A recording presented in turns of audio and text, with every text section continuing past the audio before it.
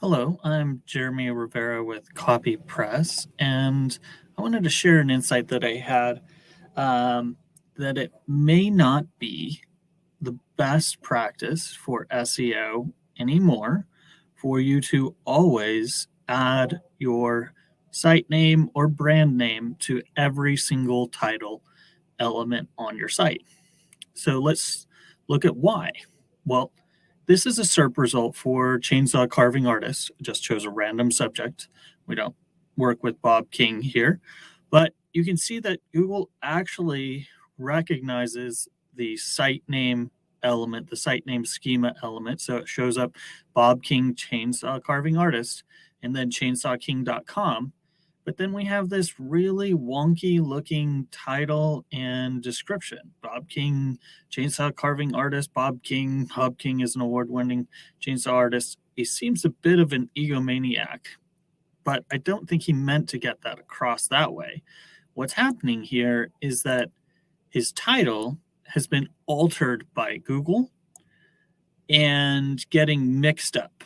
So his actual title is International Chainsaw Carving Artist Bob King Chainsaw Carving, Chainsaw Sculptures, Chainsaw Art. So he's trying to shove some extra relevance in here because his business name, his brand name isn't Bob King Chainsaw Carving, Chainsaw Sculptures, Chainsaw Art, but he tried to slap that on in there.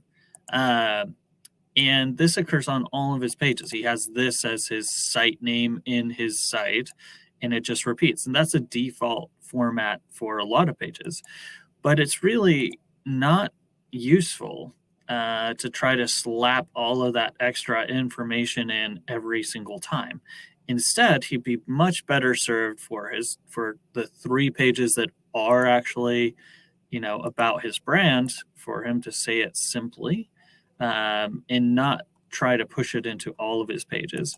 It's a default WordPress setting for you to include your site name.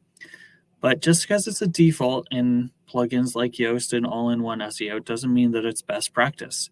So my recommendation is for site title to be on your homepage and your about page and contact page, but to really focus on topical pages, more about less on the brand name and using more of those characters to talk about those subjects.